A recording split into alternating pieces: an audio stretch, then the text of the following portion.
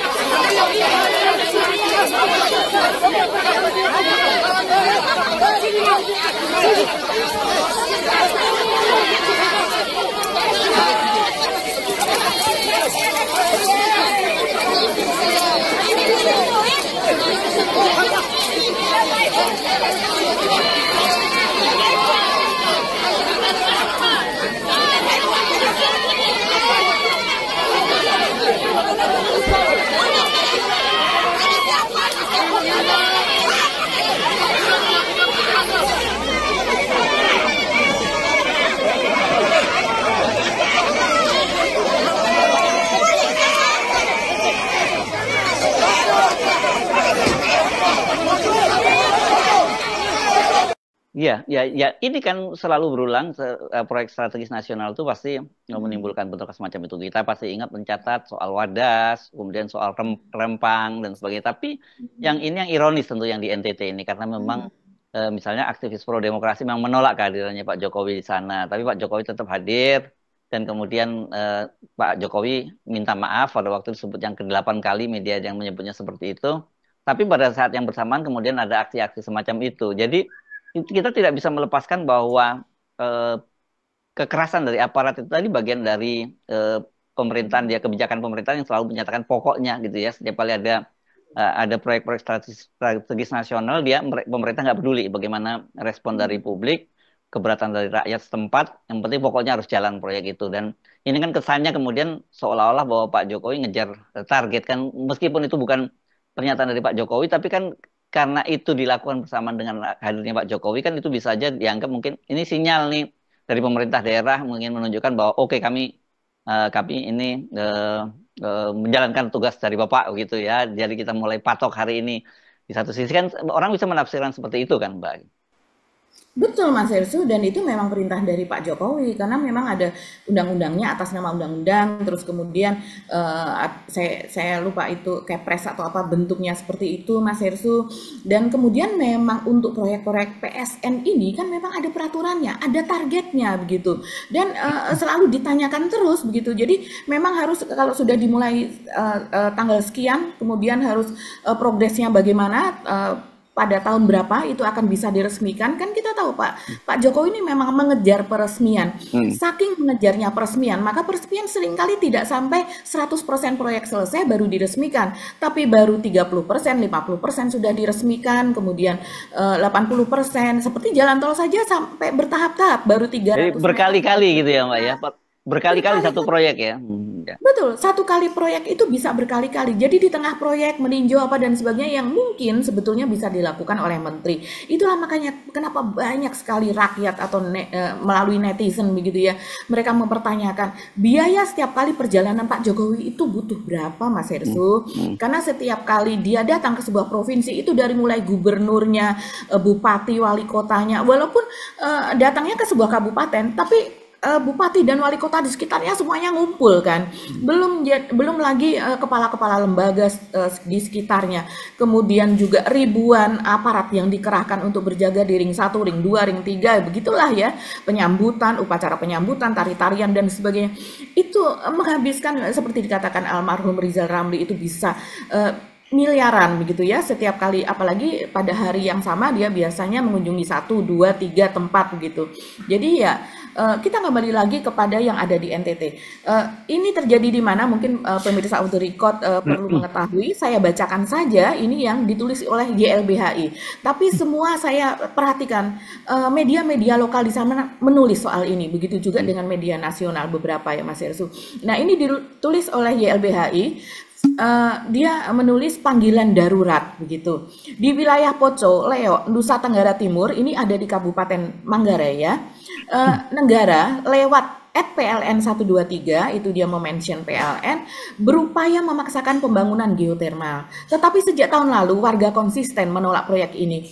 Dan negara konsisten pula melakukan intimidasi dan kekerasan pada warga yang menolak pembangunan. Hari ini 2 Oktober 2024 PLN dan Pemkab Kabupaten Manggarai kembali masuk ke wilayah Pocoleo untuk melakukan pembukaan jalan dan dihadang oleh warga. Dampaknya puluhan orang dipukuli polisi dan Satpol PP, beberapa pingsan dan sekitar 4 orang ditangkap oleh polisi. Kami mengecam keras tindakan kekerasan aparat keamanan. Dia juga mention Kapolri Pak Listio Sigit agar segera pukul mundur polisi dari lokasi.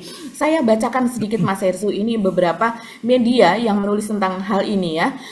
Tita Story misalnya, bentrok di Pocoleo, warga hadang proyek geotermal, aparat gunakan kekerasan. Jadi kalau seandainya kita misalnya ragu apa betul sih digunakan kekerasan, ini media setempat saja saya melihatnya kompak ya Mas Hersu. Seperti misalnya media-media nasional saja juga entah mengutip atau memang dia ada wartawannya di sana, tapi judul-judulnya ini luar biasa begitu ya. Seperti misalnya suara.com, dia menulis alerta Pemret Floresa ditangkap aparat saat liput aksi warga Pocoleo tolak geotermal. Ini ada lagi dari Radar Jogja, kriminalisasi warga tolak proyek geotermal, jurnalis ditangkap dan beberapa warga luka di Kabupaten Manggarai NTT. Satu lagi, ini dari suara.com juga, ngeri, dicokok aparat saat liput aksi tolak geotermal di NTT, Pemret Floresa dicekik, dipukuli hingga dikunci di mobil. Ini kok serem banget ya. Ini pada saat Pak Jokowi meminta maaf pada hari yang sama. Iya, iya, iya, iya. Dan ini aksi kekerasan terhadap wartawan ini saya kira tidak bisa ditolerir ya. Karena bagaimanapun juga ini kan wartawan ini dilindungi oleh undang-undang juga. Dan dia mewakili kepentingan publik soal itu. Dan kemudian dilakukan kekerasan di semacam itu. Kalau saya baca kronologis peristiwa itu cukup serem juga ya Mbak ya. Dia dan di situ banyak, saya makanya perlu diklarifikasi ini. Karena dia disebutkan bahwa dia tidak membawa kartu pers dan kemudian dia hanya membuat surat tugas dan saya kira itu cukup juga ya gitu dan itu eh, dia dianggap sebagai provokator gitu, dicurigai provokator sehingga dia dipukuli. Kalau toh pun katakanlah dia provokator ya mestinya nggak dipukuli, ditangkap saja dan kemudian diproses secara hukum kan mestinya seperti itu kan Mbak Agi ya. Nggak, tidak kekerasan nggak boleh dilakukan gitu. Iya, ini teman-teman medianya di sana menulis dia namanya Heri Kabut ya. Itu Ya. sebagai dari Floresa, nama medianya Floresa. Dari namanya kita bisa menduga itu adalah media lokal begitu ya. Yang Hmm. artinya saya menduga dan kalau saya melihat berita dari media tersebut begitu sudah berkali-kali memang dia meliput di sana Hmm. Hmm. dan dia selalu melakukan pemotretan kan. Ya biasa kita media itu tidak hanya menulis tapi juga menangkap lewat foto begitu, menangkap kejadian atau bahkan juga memvideokan begitu. Nah, itulah yang dianggap sebagai provokasi Mas Irsu. Karena foto dan video itu kan nantinya untuk ditayangkan, Hmm. dianggap sebagai untuk disebarkan. Jadi melakukan provokasi. Nah, kurang lebih Hmm. kalau penulisan dari para teman wartawan dan juga pernyataan dari warga itu seperti itu Mas Irsu. Oke, ini saya kira penting itu untuk dilakukan advokasi ya terhadap teman media yang mengalami kekerasan semacam itu karena ini selain tadi itu kekerasan tadi itu itu juga berkaitan dengan masalah HAM dan juga soal indeks kebebasan ini Mbak, kebebasan media ini kan ini juga jadi akan syaratan dunia internasional ya kalau kalau Iya. jurnalis sudah tidak lagi merdeka dalam memberitakan ini akan dampaknya secara internasional akan makin buruk terhadap citra Indonesia gitu.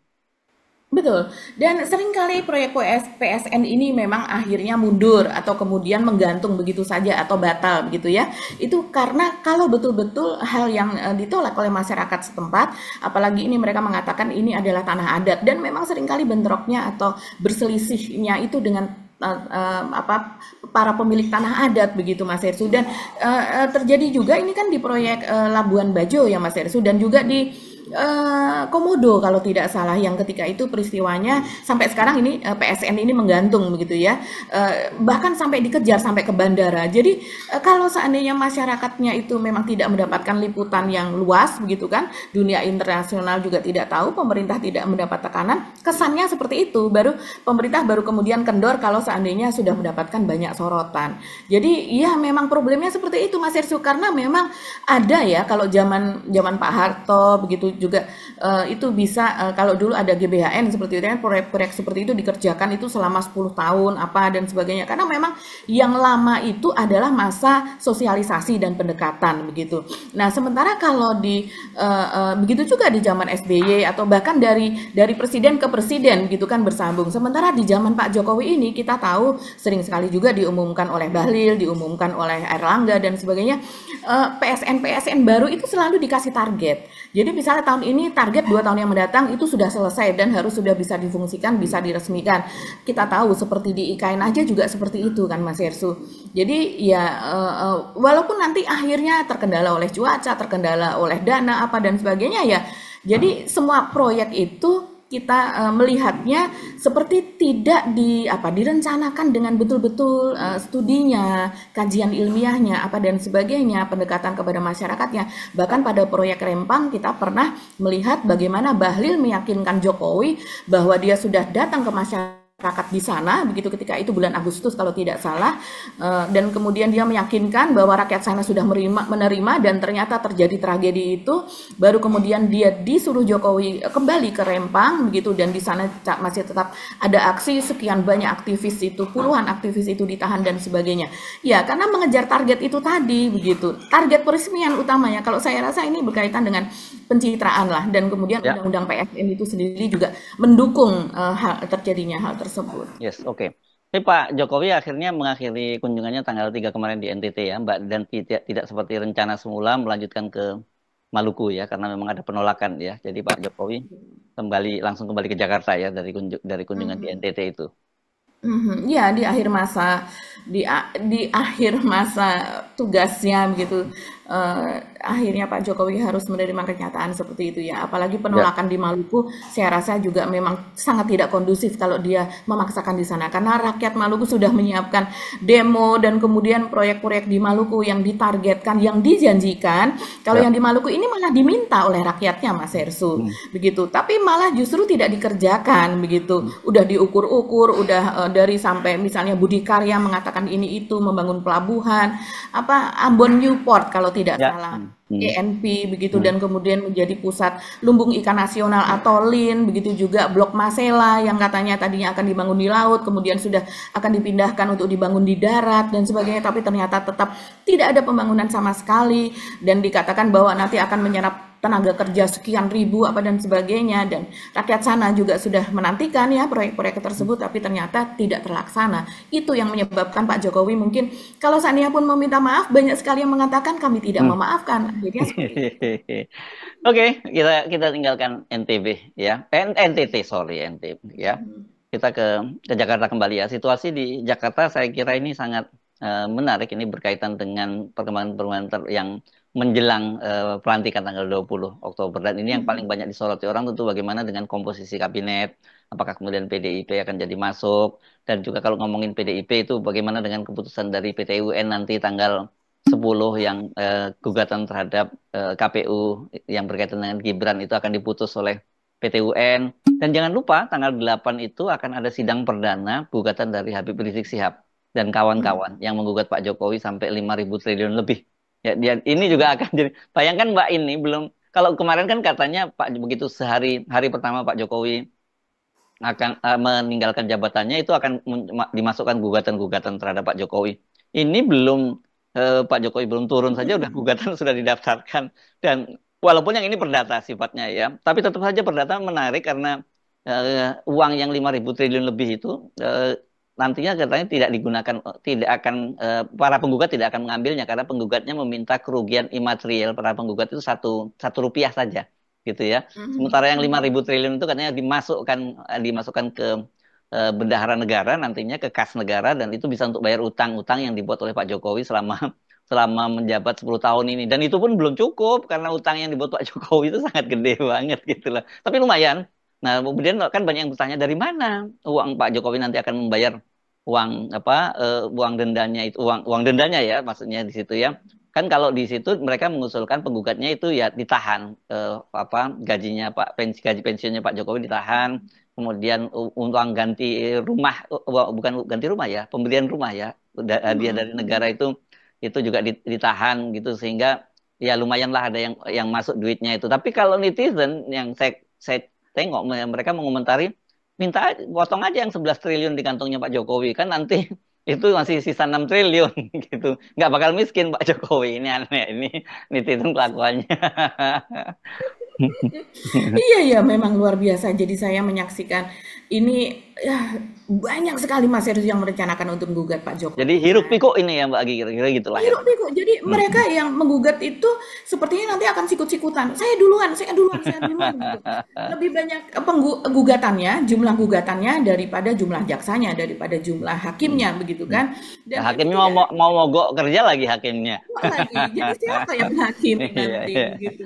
Jadi ini luar biasa fenomena ini ya. Ini terjadi baru kali ini di Indonesia dan saya rasa juga ya di dunia mungkin adalah banyak pemimpin yang otoriter begitu ya Mas Hersu. Mungkin kita bisa cari ini pembandingnya siapa kalau di dunia hal yang seperti ini terjadi. Tapi yang jelas saya jadinya apa berpikir mungkin sisa masa hidup Pak Jokowi itu akan dihabiskan dengan menghadapi gugatan demi gugatan terus-menerus begitu karena demikian banyaknya gugatan yang akan disampaikan termasuk prank-prank Pak Jokowi, janji-janji yang tidak ditepati, ada sekian PSN begitu ya Mas Hersu yang ketika itu masyarakat terbungkam tidak berani bersuara begitu akhirnya mereka seperti misalnya yang Mandalika kemarin Mas Hersu misalnya MotoGP itu kan masih ada dua keluarga yang kemudian ketika pada saat MotoGP pekan yang lalu itu berlangsung, mereka dijaga begitu di situ. Mereka dijaga supaya mereka tidak, kalau yang sebelumnya mereka kan membawa spanduk tulisan gitu ya, bahwa bayar dong tanah kami belum dibayar, dan kenyataannya memang sampai sekarang belum dibayar. Ini gimana sih? Aduh, jadi hal-hal kecil seperti itu yang dulu orang terintimidasi dan tidak berani, saya rasa nanti akan mulai speak up gitu. Kasihan Yes. juga Pak Prabowo nanti. Ya, Pak Jokowi kelihatannya mimpinya akan menjadi pengamat pemerhati lingkungan, mungkin nggak akan nggak akan bisa tercapai itu karena tadi itu seperti yang Anda sebutkan akan banyak sekali gugatan, dia akan sibuk menangani gugatan sibuk berkonsultasi dengan para lawyernya untuk merespon seperti itu.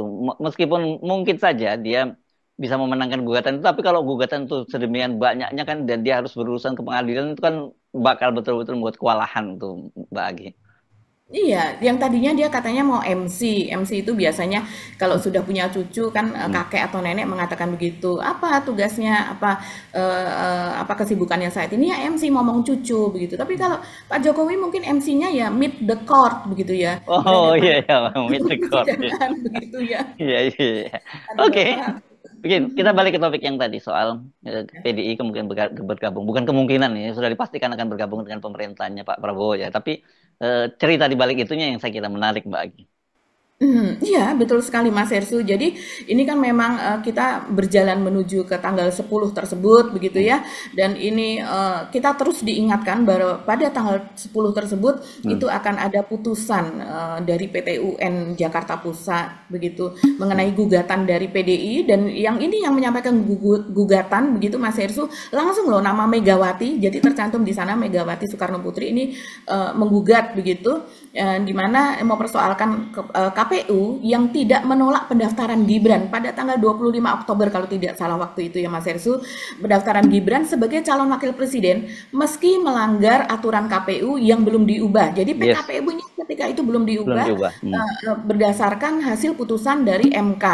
Jadi mereka menerima itu padahal PKPU-nya belum diubah. Jadi kan memang seharusnya belum bisa. Padahal seharusnya yang bisa diterima kalau sudah memenuhi ketentuan keputusan dari Ya. KPU. Jadi inilah yang dan dari pihak TPID TPDI Tim Pembela Demokrasi Indonesia Gayus Lumbun misalnya yakin betul bahwa ini akan dikabulkan begitu Mas Hersu. Bahkan dan ini ada kaitannya seperti kata Mas Hersu tadi bahwa bagaimana Puan dan Prabowo Puan mengatakan bahwa sebelum pelantikan itu pasti akan bertemu. Tapi kalau Puan kan memang agak mengambang-mengambang begitu. Tapi kalau Oli Dondo Kambe yaitu bendahara dari PDIP yang selama ini bersama dengan Puan berdua dikatakan sebagai tim negosiator yang sering sekali bertemu dengan Pak Prabowo katanya, ini lebih jelas lagi karena Oli mengatakan bahwa pertemuan akan dilakukan sebelum tanggal 10 Oktober begitu. Artinya sebelum putusan dari PT UN maka akan dilakukan pertemuan antara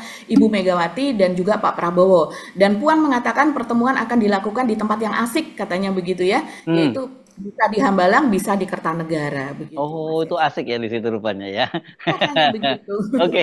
Nah, tapi saya tambahkan soal ini, kaitan ini ya. Kelihatannya hakim di PT UN mendapat dukungan moral yang luar biasa ini dari publik ya, kalau dia berani ngambil keputusan itu. Karena Betul. setelah munculnya Fufu Fafa ini, itu kan desakan agar Gibran dibatalkan itu, pencapresannya itu keras sekali Mbak Agi. Dan kan itu kalau proses politik panjang, tapi kalau proses hukum sebenarnya itu mudah dan memang itu jelas ada pelanggaran yang dilakukan oleh KPU karena dia belum mengubah PKPU-nya sudah menerima pendaftaran dan itu tidak boleh. Jadi sebenarnya cara ini kalau kemudian berhasil dilakukan oleh PDIP itu cara yang paling paling mudah dan akan banyak mendapat dukungan dari dari masyarakat kita gitu. Cuman PR-nya berikutnya siapa kalau gitu jadi wapresnya.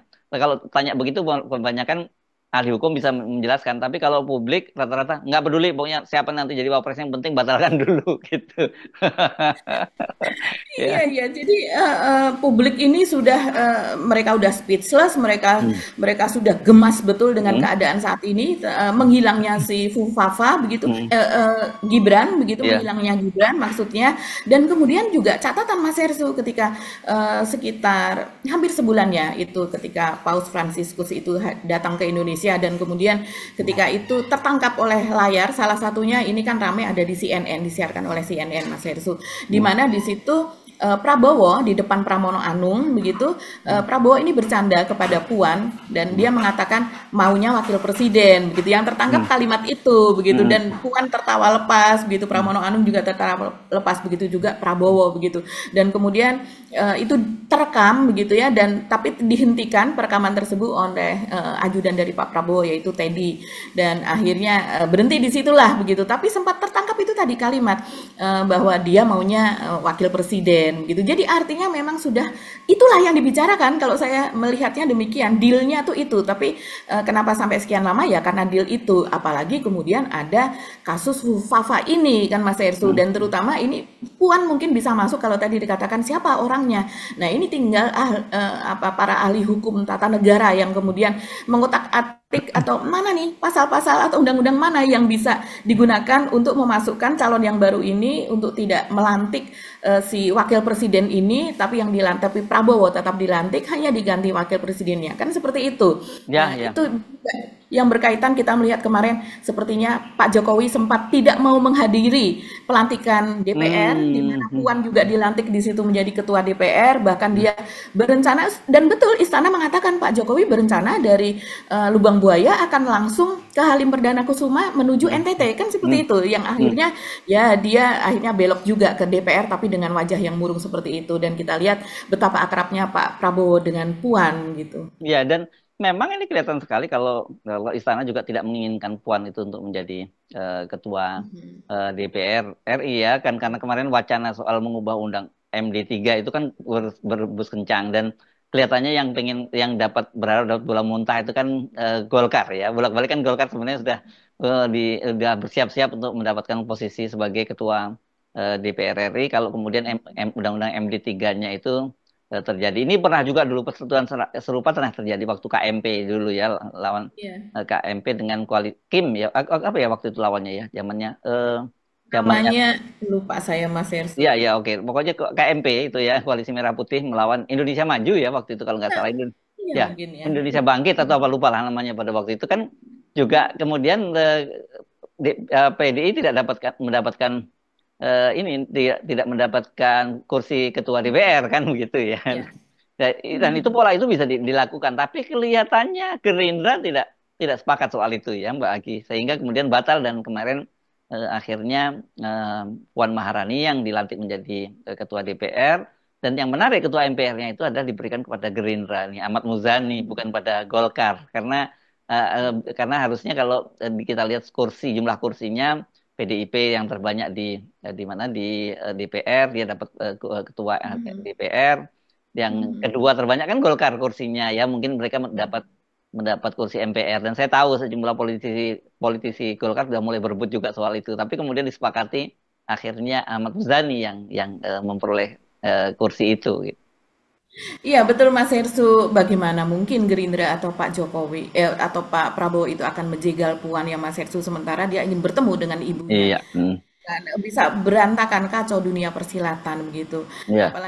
Apalagi Hasim sendiri ketika diwawancara wartawan begitu juga dia mengatakan bahwa iya, jadi dia meyakinkan seperti itu, dan Pak Prabowo sudah menunggu 2 tahun, maksudnya menunggu 2 tahun untuk pertemuan tersebut, dan dia mengulang lagi 2 tahun dia mengatakan demikian, Hmm. dengan jadi dalam hal ini kan posisinya Pak Prabowo, bahkan dia mengakui dengan tegas bahwa posisinya Pak Prabowo yang menunggu, jadi Ibu Mega yang menentukan pertemuan kapan dan di mana itu akan dilaksanakan. Iya, Dan iya, iya.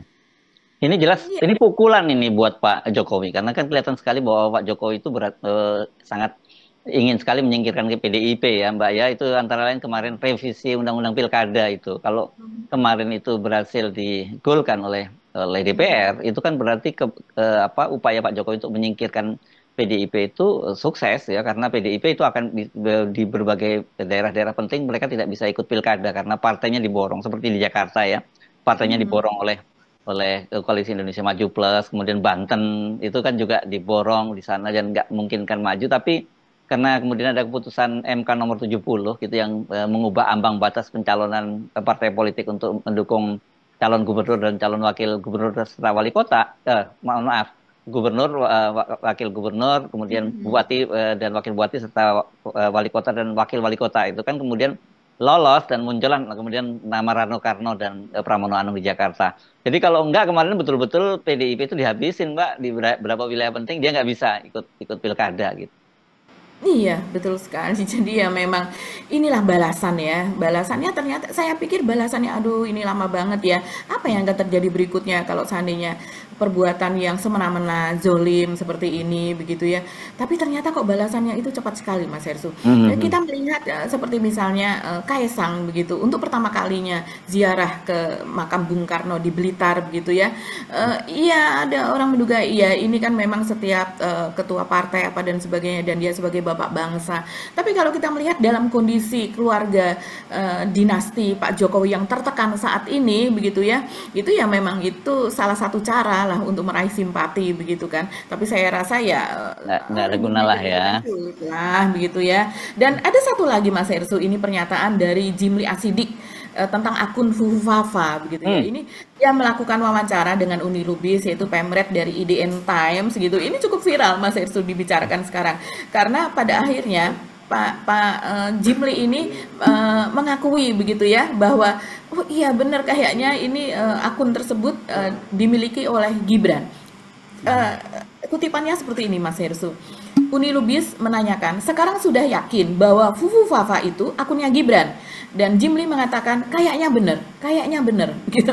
Kan kita tahu pada akhir September yang lalu dia mengatakan kalau seandainya pun itu punya Gibran ya maafkan saja, begitu kan. Sudah terjadi lama, kurang lebih demikian, gitu. Tapi sekarang pun juga dia minta itu dimaafkan juga kan, tetap kan posisinya kan? Iya, posisinya begitu ya, tetap lunak lah begitu ya. Tapi ya kalau yang sebelumnya kan sepertinya dia tidak yakin, dia tidak tahu. Tapi kalau sekarang ya mungkin dia sudah membaca Ini cuitannya udah lebih boleh banyak. maju tuh Mbak, tinggal perdebatannya udah ya pasti ya, gitu yakin bahwa itu punya Gibran. Nah kalau gitu konsekuensi konstitusinya bagaimana gitu? Ada seorang Iya, wakil presiden terpilih dengan perilaku semacam itu kan karena ini kan bisa aja dikaitkan dengan kalau di dalam salah satu syarat untuk menjadi presiden wakil presiden itu tidak pernah tercela, Mbak, tidak pernah melakukan perbuatan tercela. Kalau ini kan sangat sangat sangat sangat tercela, gitu ya Mbak. sangat tercela, miskin bahasa, itu saja begitu ya. Dan Ya. bahasanya yang digunakan bahasa yang sangat tercela, bahasa yang buruk, bahasa yang tidak bisa diteladani. Ya gimana mau memimpin di atas begitu kan? Ya apalagi Pak Jimli ini sebelumnya kan menjadi ketua MK ya Mas Hersu yang melakukan persidangan ketika Ya yang itu. mau kemudian Ketika memecat omnya pamannya ya. Iya, dan itu sebetulnya tidak cukup karena hanya dipecat sebagai ketua, tapi tetap Ya. menjadi hakim anggota MK, gitu kan? Yang ketika itu bahkan siapa yang dari kampus Pelita Harapan seorang profesor itu kan dia sebetulnya tidak setuju kan akhirnya, tapi dia menerima saja. Dia mengatakan bahwa seharusnya itu tidak hanya dipecat dari ketua, tapi dipecat keanggotaannya sebagai hakim MK, begitu. Ya. Oke, Mbak Agi. Jadi makin seru ya kelihatannya menjelang akhir masa jabatannya Pak Jokowi itu dan kita pastikan bahwa ini keseruan ini bukan akhir, justru nanti setelah Pak Jokowi tidak menjabat akan lebih seru lagi gitu ya. Betul, betul. Ya, kita menunggu apa namanya sepak terjang, kulik-kulik begitu, deal-deal di bawah. Ini bukan deal-deal di bawah tanah seperti pasukan bawah tanah, deal-deal di Ya, bawah meja begitu ya ya, Mas ya. Hersul. Dan bagaimana perlawanan terakhir Pak Jokowi dalam menghadapi hal ini? Yes. Ya, karena kan masih pasti Pak Jokowi ini kan orang yang tidak menyerah juga terhadap rakyat. Pasti ya. Ya tapi kita nggak tahu kemarin pasukan berani matinya aja nggak muncul gitu. Yang berani hidup, apakah juga berani muncul? Kan ini yang kita lagi tunggu-tunggu gitu ya. Oke, Mbak Agi. Kalau Ya. Mas Ersu, kalau kata Mas Adi Masardi itu dia mengatakan itu pasukan berani mati apa segala macam orang gimana mau berani mati